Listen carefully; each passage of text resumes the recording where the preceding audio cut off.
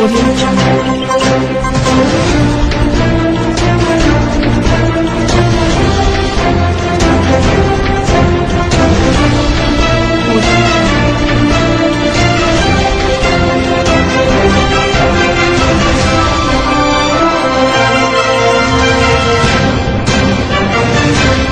الله الرحمن الرحيم وعن ونكسن داودياشا قيمها يا قيالو وكسو دوادا وروحي دلك يا دوينها naga soo gaaray habeenkan caawa oo idin ka iman doona TV-ga madaxa banaan ee Rayo warkan caawa diyaar halkan waxa idin ka soo tami doona aniga waa Cali Ismaaciil Aare Cali Waaheen warka madaxdiisii مرحوم بروفيسور عبدي محمود موسى أيام تأس قرن لوجو سمية مقالة بورما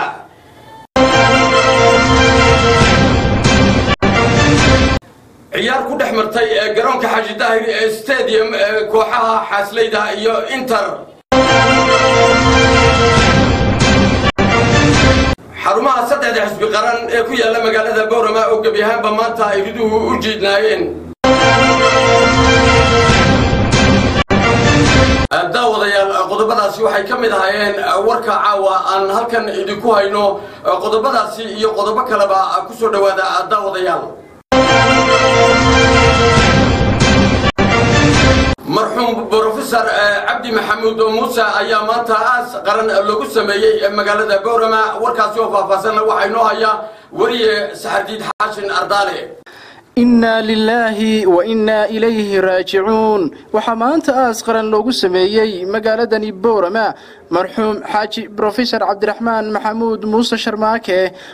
oo habeennimadii xalay ku geeriyooday cusbitaalka Al-Hayaat ee magaalada Boorama waxaana munaasabada tacsida aaskiisa loogu sameeyay xabaalaha Sugsugley oo galbeed kaga beegan magaalada Boorama ka soo qayb galay mas'uuliyiin sarsare oo ka tirsan xukuumadda Soomaaliland oo ugu horeeyo madaxweyne ku-xigeenka Soomaaliland Cabdiraxmaan Ismaaciil Zaylici iyo mas'uuliyiin kala duwan oo wehelinaysay safarkiisa iyo mas'uuliyiinta heer gobol iyo heer degmo waxaana halkaasi ay mas'uuliyiintaasi kala gedisan ay uga direen tacsi iyaga oo tilmaamay in marxuumku hor ka baxay bulshada guud ahaan reer Soomaaliland maanta halkan joognaa geerida ama aaski ku yimid marxuum Abdi Maxamuud waxaan ka tacsiinaa dhammaan reer Soomaaliland waxaan ku dhaqan degmada Boorama إلى أن نحن ترى كنت بداية ولكن عبد محمود سواء إلى وقبر إلى إسرائيل جندي كورابيو إنك أنا الذي يقيس وتجنا سنة قبل ما تنسيه عبدها ويهن كم ذا ويهن هذا سومالان كان عن قبل أوضل ويهن تي ذلك صوت عليها إنا لله وإنا إليه راجعون إلهي نحرسي جنها سيو حاج عبد الرحمن محمود آدن وإما كل حاج كسر نقضي حقي لو كوجي من بورما إلهي نحرسي جنها كورابي محمود موسى إلهي نحرسي جنها كورابي إهلدي يا قرابتي يا قرب السومالان وما تكبها نعقويانها ننتنت جود مرة برجع إلى عليا قبل كم مجح كله صلى الله على سيدنا محمد وعلى آله وصحبه وسلم إنا لله وإنا إليه راجعون كل نفس ذائقة الموت إنا لله وإنا إليه راجعون إلهي نحرستي جنة يا جنة الفردوس كورابيو عبد الرحمن محمود موسى أو أها أقوي هنوين أو قبل كأوضل أول شيء إنا لله وإنا إليه راجعون إلهي جنة الفردوس كورابيو حاج عبد الرحمن موسى عبد الرحمن محمود موسى إنا إلهي راجعون كل نفس ذائقة الموت وحوي مانتا ولكن جنايسدي سيبان جوغنا وكتكنينا إلهي جنة فتوسا جيو waxaana loo baahan yahay in lagu cimro qaato oo loo shaqeysto oo taay oo kale inay nin walba sugaysan la ogaado inna ilayhi raaji'uun ilaahay marxuumka Cabdiraxmaan Maxamuud ilaahay ha u naxariisto ilaahay amalkii fiicnaa oo adduunyada ku shaqeystay ilaahay ka aqbalo ilaahay ha u naxariisto ilaahay wa raaji'uun Cabdiraxmaan Maxamuud Muuse aad baan u aqaanay tan iyo intuu iskuulada ku jiray marka Cabdiraxmaan xaajigu Allah u naxariistay oo si fiican u dhintay waxaa nin aan balwad lahayn shakhsiyaadka lagu daydo tiraha yar tan iyo laba tiriga markuu dhiganayay ma lahayn wax balwada sigaarka inna lillahi wa inna ilayhi raaji'uun kullu nafsin daaqitul mawt xaaji cabdiraxmaan maxamuud allahu naxariisto wuxuu ahaa aqoonyahanada waaweyn gobolka wax badanna ka soo qabtay ilaahay jannadii firdawsa geeyo أنا قاضي مرعى شعبة وعن سيدنا عبد الرحمن محمود موسى وحبين في الفرعون وشركة كاملة حبين كلها أقاسم كاملة حبين وقوة وحقبت بدن سواء أساس كيجي كاملة دي بقاسة كاملة مارتي كاملة هولجرين تيدا سواء دين عتبدة حليل كتبدة يلقى في السنة راجعون إنا لله وإنا إليه راجعون إنا لله وإنا إليه راجعون عبد الرحمن محمود موسى وصل له قصو شيكي وعن إلهي وقبرينا إنه جند فردوس كورابيو إلهي وحن وقبرينا أنو كانوا عملات كيسو حيسي وناقيس إيجينا حشو كيمد إيجينا عمل كيسو هور إيجينا إنه إلهي قول له تقول نور إلهي وكذا قبل إلهي وقبرينا يرجو النهاي كل نفس ذائقة الموت الله ونحرسته حاج عبد الرحمن محمود موسى وسدا هوري لوغا سو شيكيي اهم شخصي داعده او الكره الله ونحرسته عبد الرحمن موسى الله ونحرسته ربنا هلدي كحطينا سمسداي محمود موسى waxaa aqoonyahan gobolka annagu dhowr shaqaanu ku wada jirnay in howlgaro hayo qoraa oo qoraalkiisa uu sameeyana uu ku taxalluqay waxa runta la yiraahdo إنا لله وإنا إليه راجعون وعن حاجة كتعسينا يا مرحومك الحاج عبد الرحمن محمود موسى والله كل نفس ذائقة الموت إنا لله وإنا إليه راجعون إنت أمدي جهر الرئيسية هل كان هذا الشيء ولا جاء الشيئين بان لقبا إلى حي ما أنت هجوب بدلو حسنات هل كان تجي إلى هي حسنات هجوب بدلو حاج عبد محمود وهو هاني ورثن صاير كانوا شاقين إنه قوينا من تعال إنا لله وإنا إليه راجعون وحوي والقوة الرئيس عبدي إلهي هم حرص نبي محمد مختار الله حريري آمين أهل يدي سين السمر إنا لله وإنا إليه راجعون كل حرب دعي حقنا عدي وجين كريس المدين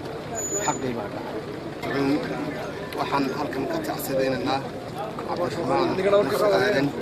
ilaahay naxariis janno ka waraabiyo ilaahay u naxariisto aqoonyahanka cabdiraxmaan wuxuu nin caan ku ahaa bulshada dhexdeeda caan u maxamed aadan kulli nafsi daaqitu badno loo dhiman nafo laga weydhimani waa xabaatay naga baxay tiir weyn oo runtii laga ciray cabdiraxmaan محمد آدم مرحوم كاس وها مرحوم قيمة بدن الله نحرسته مرحوم عبد الرحمن محمود موسى شرماكي سحرديد حاشا أرضالي تلفزيون كما حبنان الريا تي في مقالة بورما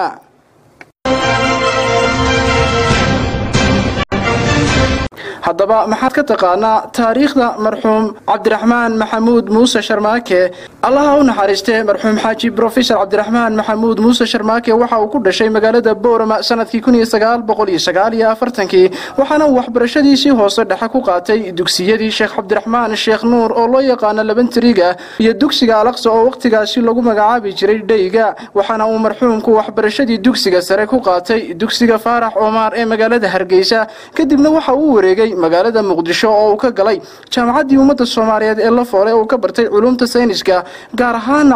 culuumta chemistry-ga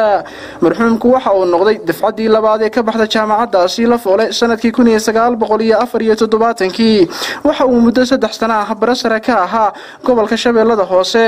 sanadkii 1977 waxa uu tagay dalka Sacuudi Carabiya oo uu tagay hawlo shaqo isagoo sanadkii 1984 qabtay dhankaas iyo dalka Jamhuuriyadda Djibouti oo uu ka bilaabay hawlo ganacsi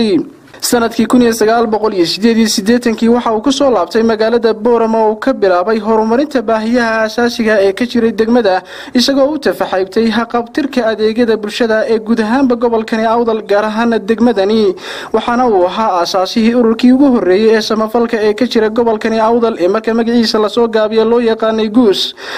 marxuum Cabdiraxmaan waxa uu qayb libaax ka qaatay shirkii nabadeynta beelaha Soomaaliland ee lagu qabtay magaaladani Boorama sanadkii 1993 sanadkii 1997 waxa uu qayb ka ahaa aasaasayaashii dhidibada u taagay jaamacadii ugu horeysay ee dalka laga dhiso oo ahayd jaamacadda Camuud sanadtan iyo burburkii dawladii dhexe ee Soomaaliya marxuumku waxa si weyn loogu yiqiinay ka qayb qaadashada danta guud waxaana tusaale loo soo qaadan karaa unkadii jaamacadda Camuud inuu kamid ahaa dhowrkii qof ee qaybta ka ahaa mashruucii biyo-gelinta Boorama isaga iyo madaxweyne ku-xigeenka Soomaaliland Cabdiraxmaan Saylici waxa uu sidoo kale gacan ka geystay mashaariicdii lagu horumarinayay bilicda magaalada sida dhisidda jidadka halbowlaha u magaalada isagoo xubin ka ahaa ururkii horumarinta jidadka ee gobolada Awdal ee loo yaqaanay Awdal Road Network Association marka magaciisa la soo gaabiyana loo yaqaanay Arna iyo ururka hadda jira ee Asarda ee ah ururka horumarinta jidadka gobolada Awdal iyo Salal Allah ha u naxariistee marxuumka dadka aqoonta u leeyahay waxay ku tilmaameen inuu ahaa shakhsi alla ka cabsi badan aqoon-yahana daacad deeqsi ah oo degan oo aan lahayn balwadaha ay ku ibtiloobeen dad fara badan Allah ha u naxariistee waxa uu marxuumku ku geeriyooday isbitaalka Xayaat ee magaalada Boorama habeennimadii xalay waxaana uu 2 usbuuc ka hor ka soo laabtay gudashada waajibka xajka marxuumku waxa uu ifka kaga tagay hal xaas iyo 6 caruur ah oo isugu jiray 4 gabdhood iyo 2 wiil Allah ha u naxariisto marxuum Cabdiraxmaan Maxamuud Muuse Sharmaake Saxardiid Xaashi Ardaale telefishinka madaxa banaan ee Raya TV magaalada Boorama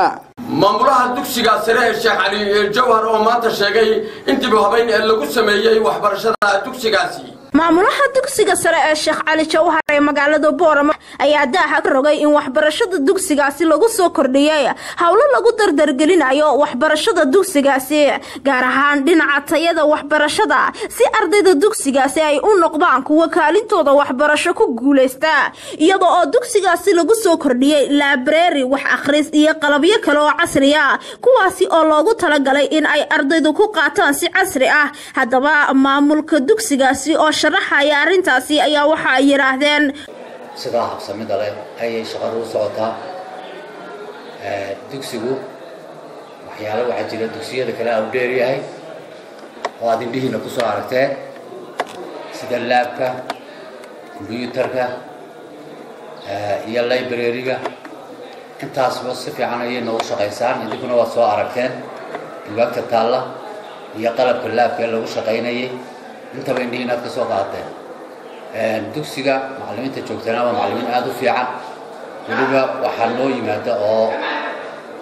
aad iyo aad ugu mahadnaqanaa macallimiintii khibradda lahayd sida Cabdilaahi Xaaji oo kale gabaar oo isna macallin khibrad leh oo dugsigana nala jooga ayaa isna dhinaciisa kaalintiisa ka qaata macallimiin kala joogto sida Faisal macallin Faisal oo kale gaafane marka macallimiintuna waa macallimiin tayo leh runaantii marka iskuulku tayadiisuna aad u fiican tahay kulli sanadkana form 4ka kaliya dambana waa soo celinaya form 1ka si aan kabno oo aan u soo xoojino form 1kana aan base-ka uga soo dhisno form 4kana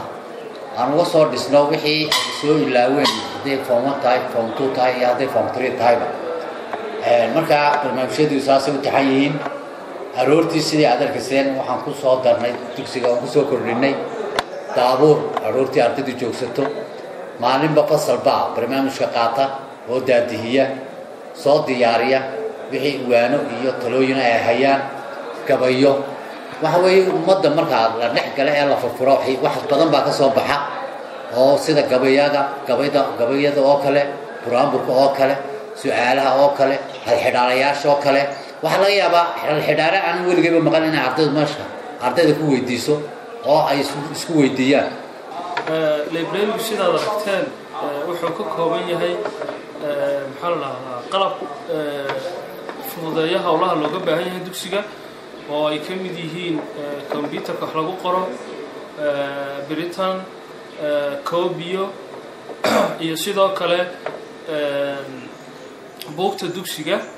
ayaa iyaduna waxaa la dhahaa meesha ku jirta marka waxaanu sameynaa ardayda form 4 ka baxaysa buug baanu siinaa marka waalidkaan u yeernaa nidaam ahaan waxaanu sameynaa faylka ugu horeeya kala taalahan waa fasalka 4A 2016-2017 marka waalidkiisa iyo galaaska uu yahay sanadka uu baxayo magaca ardayga xaafadda uu degan yahay telefoon numberka waalidkiisa iyo buugta uu rabo ayaanu sidaa u sameynaa وشكري عبد الله تلفزيون كمدح بنان اريا تي في مقالة بورما ciyaar ku dhex martay garoonka Xaji Daahir Stadium kooxaha Serie B-da ee kala ah Xasleyda iyo Inter waxaa shalay galab ka dhacday garoonka Xaji Daahir Stadium ciyaar ay soo qaban qaabisay wasaaradda dhalinyarada iyo ciyaaraha ee gobolka Awdal oo ay ku loolamayeen labada kooxood ee Inter iyo Xasley ee Serie B-da kuwaasoo ku hirdameeyay koob loogu magac daray badbaadinta deegaanka oo ay soo diyaarisay wasaaradda horumarinta deegaanka taasoo ujeedada ka dambeysay ay tahay sidii kor loogu qaadi lahaa wacyigelinta la xiriidha badbaadinta deegaanka haddaba munaasabada furitaanka ciyaarta ayaa waxaa ka hadlay isku duwa ku-xigeenka Yoonis Cismaan Areyte oo ay weheliyaan mas'uuliyiinta iyo garsoorayaasha ee gobolka Awdal waxaa mahadi u sugnaatay Allah subhanahu wa ta'ala isku keenay garoonkan Xaji Daahir Stadium ay munaasabadan baaxadda ka socoto taasoo ah sidii loo badbaadin lahaa dhirta dayacamatay sidii loo badbaadin lahaa taasoo ujeedkoodu tahay inay dhalinyartu ay qayb lihaale ay ka qaataan waxa iska kaashaday oo hawshan ay soo agaasimay wasaaradda beeraha iyo wasaaradda dhalinyarada ciyaaraha taasoo munaasabadan tahay inaan u diyaarinay laba tiim aan u diyaarinay oo maashkii marka si fiican oo habsi musocda oo u socda maashka waxaan u mahadnaqayaa bahda saxaafadda Ray TV oo mar walba heegan ugu jirta si ay ummadeeda ay adeeg fiican u soo gudbin lahayn aad iyo aad baan ugu mahadnaqayaa iyo cameraman-ka aad iyo aad baan ugu mahadnaqayaa siyaasaddu iyo way kala duwan yihiin iyo dhalinyarta badbaadadeeda iyo sportigu aad iyo aad bay kala duwan yihiin war qofkii dhalinyarta raba inuu wax taro oo welcome waa lagu soo dhaweynaya laakiin hadalka caadi fadaysan ee saxaafadda la isku marinayo noqon maysa mid suurtagal mana noqonayso mid dhaxal gala oo ummadooda loo cuntama maanta dhalinyartu waa maalinta ugu baahi badnaayeen waa maalinta u baahnaayeen in la isgarab istaago waa maalinta u baahnaayeen xudud iyo maal iyo muruqba waa maalinta u baahnaayeen in la wada garab istaago aad iyo aad baan ugu mahadnaqayaa wasaaradda dhalinyarada ee ciyaaruhu mar walba heegan iyo himiladoodu waxay tahay sida sportiga iyo dhalinyarada iyo dalxiiskaba sidii u horumarin lahayd waa hadafkeega ugu weyn ay hiigsanayso weeyaan oo waxyaabahan ka shaqeyno waa waxyaabaha xafiisku ee uu u furan yahay habeen iyo dharaana waxaaba ka mid ah waxyaabaha iminka nidaamka iyo garoonka iyo waxaasoo dhan ay dadka ugu riyaaqeena waa taaba ka mid ah qof walbana inuu nidaam iyo xeer helo isagana naftiisu waa u badbaado ummadda kalena way kaga badbaadiyaan waxaaba ummadda qabanay caalamka oo dhan systemka caalamka oo dhan ku dhisan yahayba waa rules and iyo regulationkaasi ummaddu u dan yahay ummadda ayuu u dan yahay marka hadallada sidaas ee deelqaafka ee caadi fadaysan ayaa saxaafadda isku marin waxaan ka codsanaynaa qofkii horumar wada waanu soo dhaweynaynaa qofkii dhalinyarta wax taraya waanu soo dhaweynaynaa assalaamu calaykum waraxmatullaahi wabarakaatuh assalaamu calaykum waraxmatullaahi wabarakaatuh marka hore waxaan salaamaynaa bahda saxaafadda Ray TV marka labaad ee ku xigeen waxaan salaamaynaa qismaha isku duwaha ciyaaraha tababare ku-xigeenka Baruud waxaan iminka joognaa waa xaflad kooban oo laba tiim ka kooban oo ah wasaaradda dhirta iyo daaqa oo ka shaqeynaysa wasaaradda dhalinta iyo ciyaaraha oo na soo gaarsiisay qaybta sare ee Hargeysa taabana maanta u joognaa galabtan insha Allah waxaan rajeynaynaa si fiican bay noogu socotaa si qurux badan oo noogu dhamaan doontaa ilaahay ma taskale Allah subhanahu wa ta'ala inaan kulanka ka qayb qaadno halkan waxa wasaaradda dhalinta sportiga ee qabanqaabisay koobkaasoo laba kooxood oo kooxda Xasleyda iyo koox Inter la labada kooxood waxa weeyaan munaasabadan qaaliga ah ee dhirta daaqu nagu deeqday waliba dirisa keenan marka koobkana waxaa qabtay qoladan dhirtay daaqa waxaan leenahay uga mahadnaqaynaa insha Allah munaasabada qaaliga dhiirigelinta usmayna dhalinta sida ay si ka badan insha Allah noo sameeyo waxaan salaamayaa isku duwaha tababaraha xulka gobolka Awdal Xasan Abdi kusimaha isku duwaha guntiga gabagabadii ciyaartan oo ay ku soo dhamaatay 3-1 oo ay guushu ku raacday kooxda Inter isla markaana waxa la gudoonsiiyay koobka ay ku guuleysteen waa Cabdiraxmaan Jaamacaye Raya TV magaalada Boorama xarumaha saddexda xisbi qaran ay ku leeyihiin magaalada Boorama oo gabi ahaanba ay riduhu u laaban yihiin warkaas oo faahfaahsan waxa inoo haya Cabdiraxmaan Jaamacaye wariyaasha TV-ga madaxa banaan ee Raya TV oo ku guda jira xogogaal u noqoshada hawlaha shaqo ee xafiisyada heer gobol iyo heer degmo ayaa maanta gelinkii hore booqday xarumaha saddexda xisbi qaran ee gobolka Awdal ayaa waxa ay kula kulmeen kuwaas oo ay gabi ahaanba iriduhu jiidan yihiin inkastoo ay xarumahan kaga duwan yihiin kuwa ka jira gobolada kale xidhnaashaha faraha badan hase ahaatee xilliyada ay jiraan arrimo xasaasi ah ayaa looga bartay in ay marmar mas'uuliyiinta xisbiyadaasi ay kulamo ku yeeshaan xarumahooda isla markaana la arko iyagoo iriduhu u furan yihiin balse muddooyinkan ayaad moodaa in hawlahooga shaqo ay guud ahaanba ka muuqato habacsanaan inkastoo waqtigan hadda la joogo ay jiraan hawlo shaqo oo ay leeyihiin xisbiyada oo ku wajahan u diyaargarowga doorashada madaxweyne si kastaba ha ahaatee dhaliilaha dul hooganaya xarumaha xisbiyada ee gobolka Awdal ayaa u muuqda kuwa dhawaan soo ifbixi doona waa Cabdiraxmaan Jaamacaye telefishinka madaxa banaan ee Raya TV magaalada Boorama deeq-bixiyayaasha mashruuca GPLG-ga ee dowladaha hoose ka taageera horumarinta degmooyinka iyo maamulka dowladda hoose ee degmada Gabiley ayaa kormeer ku soo maray mashaariicaha horumarineed ee dowladda hoose ee degmada Gabiley ay ka hirgelisay magaaladaasi kuwaasi oo ay iska kaashadeen dowladda hoose iyo mashruuca GPLG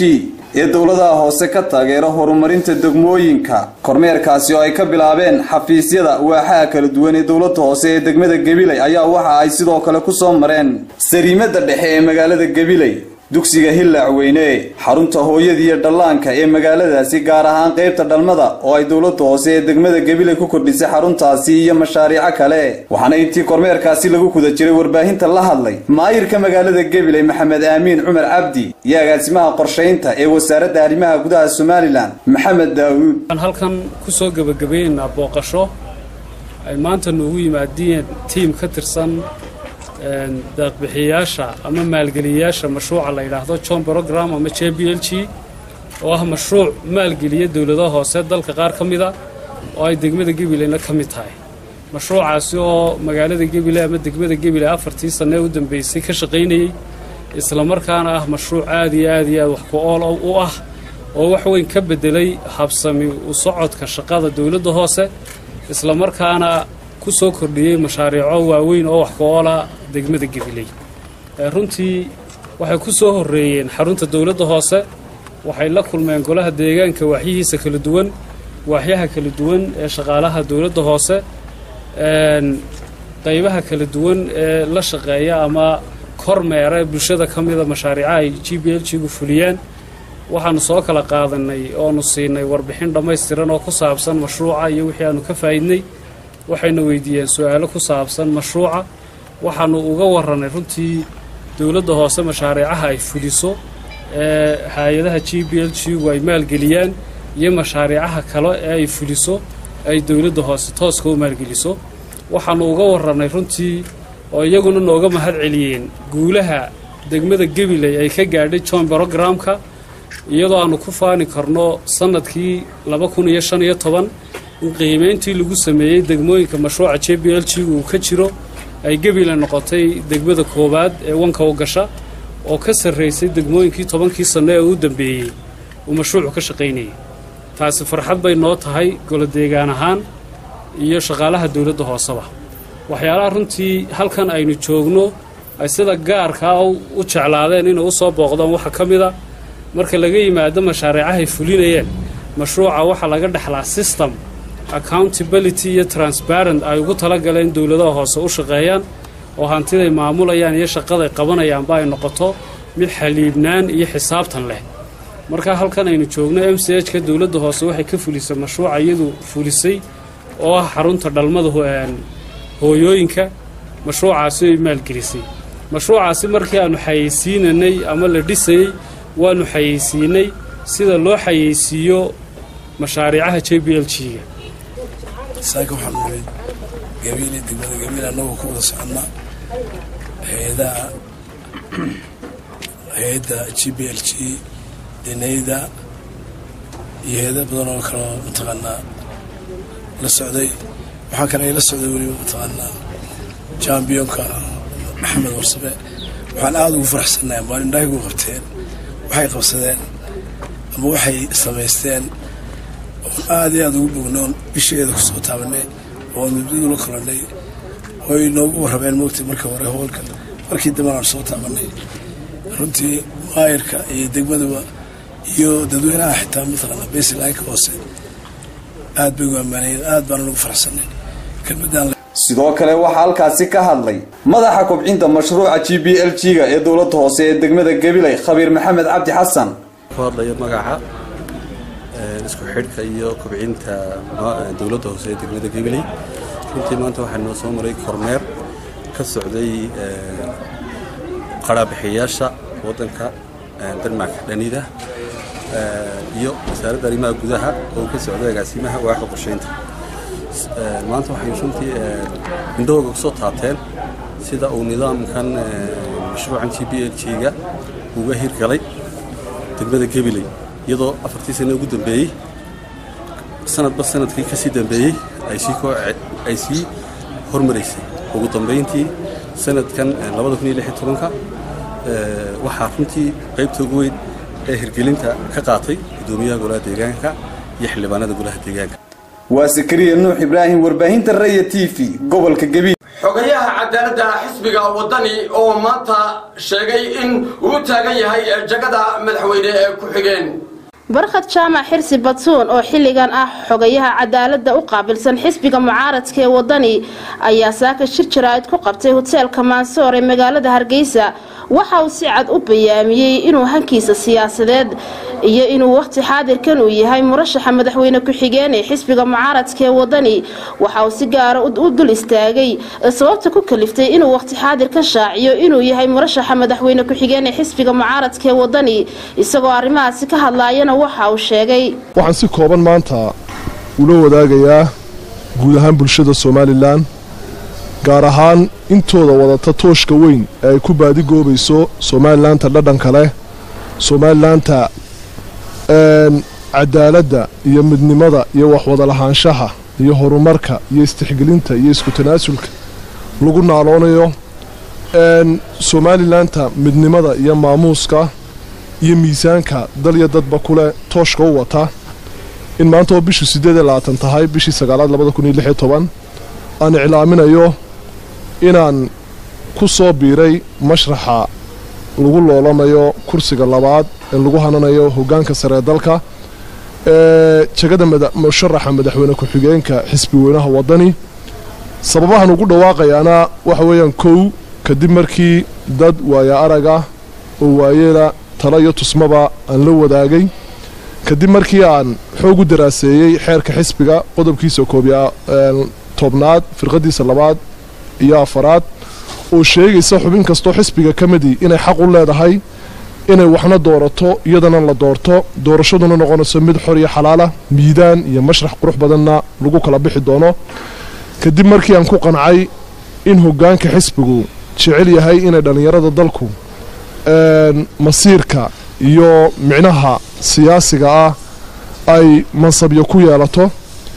kadib markii aan arkay inay habboon tahay hanka dhalinyarada iyo himiladooda fog ee reer Soomaaliland inaanu ku koobnaan oo kaliya golayaasha deegaanka iyo agaasimayaal iyo isuduwayaal gobol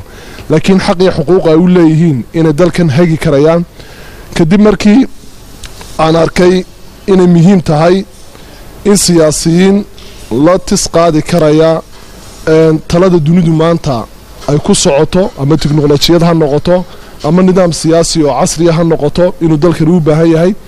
kadib markii aan daraasad dheer ku sameeyay siyaasigii 63kii ummadda hormood u ahaa inuu 2016 weli hor taagan yahay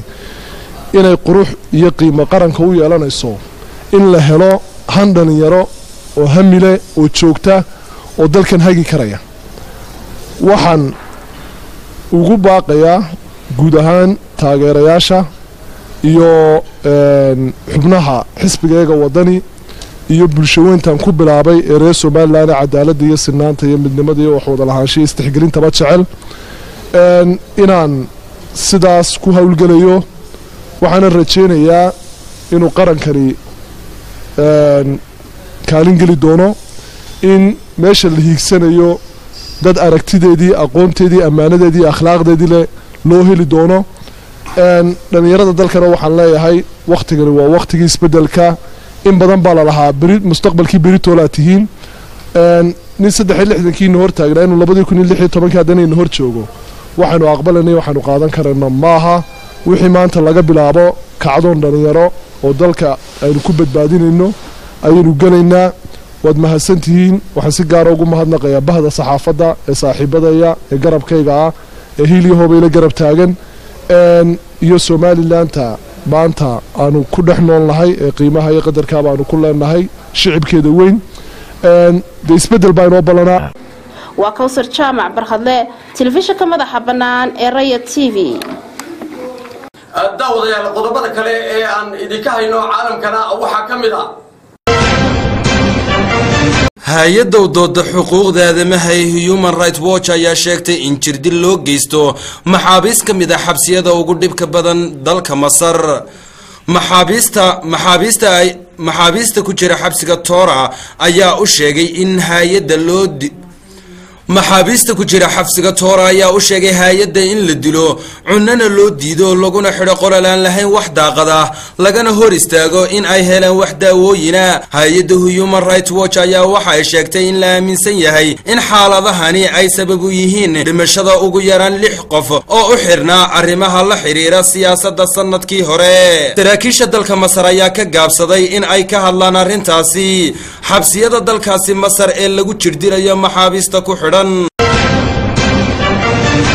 dhaqaatiirta wadanka Ingiriiska ayaa sugaya go'aanka maxkamadda sare ee England inay ogolaato inay joojiso heshiiska shaqo ay dawladdu soo rogtay iyo in kale kooxda Justice for Health ayaa sheegtay inay geysay dacwad maxkamadda sare ee wadankaasi sababtoo ah heshiiska cusub inuu yahay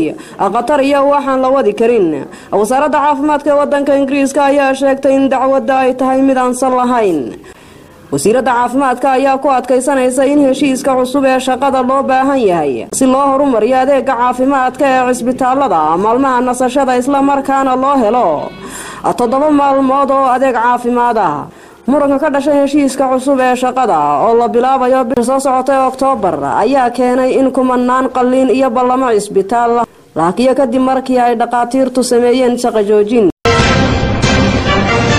qaramada midoobay ayaa niyad-jab ka muujisay dib u dhaca doorashooyinka madaxtooyada iyo baarlamaanka waxaase ay sheegtay inay rajaynayso in doorashooyinku dhici doonaan si habsami leh